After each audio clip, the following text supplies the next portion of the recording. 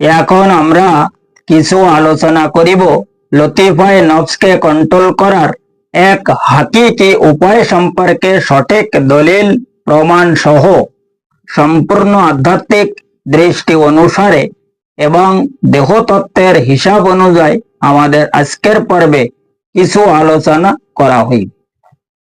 কারণ উক্ত লতিফায়ে নফসকে কন্ট্রোল করার একমাত্র হাকিকি উপায় হইল নিজকে কোনো কামেল জাত ওলি কিংবা সেই মহান আল্লাহ পাকের সৃষ্টিকৃত তাহার সঠিক মুর্শিদের রুহানি ওসিলা গ্রহণ করিয়া তাহার প্রকাশ্য হুকুম অনুযায়ী ইবাদত বন্দিগি অর্থাৎ মুরাকাবা এবং মুশাহেদা আদায় করিয়া তাজকিয়া নফস এবং তাসফিয়া কলব সহ হক্কুল ইয়াকিন হাসিল করিয়া কাশফি ইমানের সাহায্য তাজাল্লি রুহু সৃষ্টি করিতে হই। তখন উক্ত লতিফায়ে নফসকে কন্ট্রোল করার জন্য অবশ্যই সক্ষম হওয়া যাইবে, নচেত আর অন্য কোনো হিসাব মতে উক্ত লতিফায়ে নফসকে কন্ট্রোল করা আসলে মোটেও সম্ভব নয়। যার কারণে সেই মহান আল্লাহ পাক সূরা ইউসুফে ইরশাদ ফরমায়া, ইয়া ইউসুফ, তোমাকে আমি উদ্ধার না করিলে তুমি জুলেখার কৌশল হইতে কোনো মতে বাঁচিতে না। কাজেই এখন চিন্তা করার বিষয় হইল হযরত ইউসুফ আলাইহিস সালাম একজন নবী ছিলেন, তবুও তিনি সেই মহান আল্লাহ পাকের সাহায্য ছাড়া উক্ত লতিফায়ে নফস হইতে নিজকে উদ্ধার করার জন্য সঠিক সক্ষম ছিলেন না। তবে একজন সাধারণ মানব কিভাবে উক্ত লতিফায়ে নফস হইতে উদ্ধার হইবে? যাহার কারণে সেই মহান নবী পাক সালাম তাহার সেই মহাপবিত্র জবান মোবারকে তিনি এক হাদিসে ইরশাদে ইগরামিন ফরমায়া, ওয়া আদা ইকা নফস কাল্লাতি বাইনা জানবাইকা। অর্থাৎ সরকারে দু আলম ইগরামিন ফরমায়া যে মানব গোষ্ঠীর সমস্ত শত্রু হইতে সবচেয়ে প্রধান শত্রু মানব গোষ্ঠীর প্রত্যেক মানব দেহর মধ্যস্থানে বসবাস করিতেছে। অর্থাৎ তিনি ফরমায়া মানব দেহর দুই পার্শ্ব দেশের মধ্যস্থানে অর্থাৎ এই আমাদের সিনায় সে বসবাস করিতেছে। কোথায়? আমাদের দিলের মধ্যে। এই যে শত্রু, এটা হইল একমাত্র শয়তানের খলিফা, যাহাকে মানব দেহর লতিফায়ে নফস বলা হয়।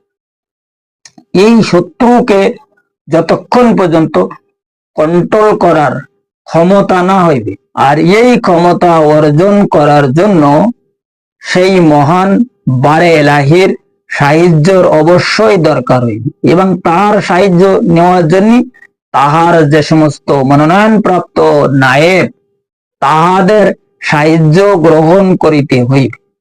তখন যে তাহাদের ওসিলায় তাহার সাহায্য আমাদের ওপরে নাজিল হইতে পারে।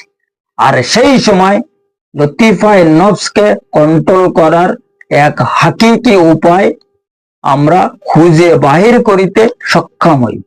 এই নফস আসলে এখানে বিশালভাবে চিন্তা করার একটা ব্যাপার আছে। যিনি এত বড় একজন নবী ছিলেন, হযরতে ইউসুফ আলাইহিস সালামের মতন একজন বান্দা আল্লাহর, যিনি একজন পয়গম্বর, তিনি এই নফসকে কন্ট্রোল করার জন্য অসক্ষম প্রমাণ দিয়েছে, এবং তিনি পরিষ্কার ফরমায়া যে আমার মালিক অর্থাৎ বারে এলাহি যদি আমাকে উদ্ধার না করিতেন তো লতিফায়ে নফস আমার নফসের বুরাই হইতে আমি উদ্ধার হইতে পারিতাম। এখন সাধারণ মানুষ, একজন সাধারণ মানুষ, সে নিজে কিভাবে লতিফায়ে নফসকে কন্ট্রোল করিবে? যতই চেষ্টা প্রচেষ্টা আমরা চালাই না কেন, লতিফায়ে নফসের সঙ্গে আমরা আসলে কোনো মতে টেকার জন্য সক্ষম নয়। এই হইল উক্ত লতিফায় নফসকে কন্ট্রোল করার এক হাকিকি উপায়। আর যে উপায়ের নাম হইল কি, আল্লাহ পাকের মনোনয়ন প্রাপ্ত নায়েব অর্থাৎ কামেল জাত ওলি কিংবা তাহার কোন মুর্শিদের সহবত আমাদেরকে ধারণ করিতে। এই আলোচনা আজকে মানে নফসের ব্যাপারে এর আগে তো বহুত আলোচনা ইনশাআল্লাহ তাআলা করা হয়ে আছে। আমার সিরাতাল মুস্তাকিম টিভিতে যদি কেউ খোঁজ করে নফসের সম্পর্কে বহু আলোচনা অবশ্যই করা আছে। এবং আমাদের তাসাউফ টিভি অনুষ্ঠানের আসল হাকিকত কি সেটা জানার জন্য আজকের প্রোগ্রামে এই নফসের বিষয় সামান্য কিছু আলোচনা করা হইল, যাহা প্রত্যেক মানব গোষ্ঠীর উপলব্ধি করার আসলে দরকার আছে বলিয়া আমি মনে করি। কারণ উক্ত লতিফায় নফস তখন কন্ট্রোল করা যাইবে যখন নিজ মুর্শিদ কেবলার সঠিক সহবত হাসিল হইবে, নসেত আর অন্য কোন হিসাব অনুযায়ী উক্ত লতিফায় নফসকে কন্ট্রোল করা কোনো মতে সম্ভব হইবে না। তাই ব্যক্তি যত বড় পাহাড় সমান এলেমধারী কেতাবি বিদ্যার মহাপণ্ডিত হোক না কেন, কারণ দেখো সেই মহান বারে এলাহি পরিষ্কার ভাবে কোরআন শরীফে সূরা নূরের মধ্যে ইরশাদ ফরমায়া যে আমি যাহাকে হেদায়েত করার ইচ্ছা করি তাহাকে আমার নূর দ্বারা হেদায়েত করি, কিতাবের মাধ্যমে নয়। এখন এই লতিফায় নফস হইল নারের সৃষ্টি, এর কন্ট্রোল করার জন্য প্রয়োজন হইল আল্লাহ পাকের নূর।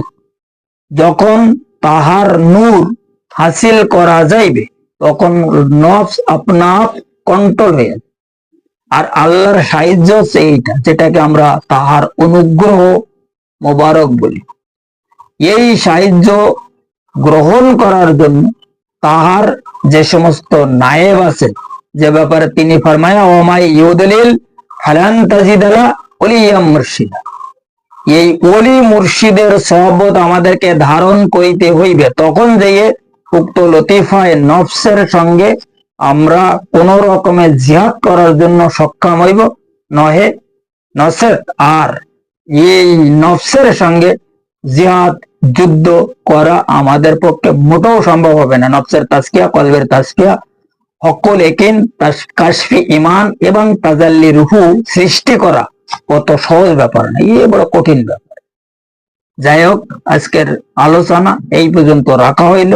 এই আলোচনার ব্যাপার বিষয়ে যদি কারো জানার প্রয়োজন হয় আমার ডিসক্রিপশনে নাম্বার দেওয়া আছে, এই নাম্বারে যদি কেউ আমাদের সঙ্গে সম্পর্ক করিতে চায় তাদের আরো পরিষ্কার ভাবে জানায়া বুঝায়া শিখায়া দেওয়া হইবে এবং আমাদের এই তাসাউফ টিভি অনুষ্ঠানের হাকিকত সম্পর্কে তাদেরকে আরো পরিষ্কার ভাবে বুঝায়া দেওয়া হইবে ইনশাআল্লাহ তাআলা।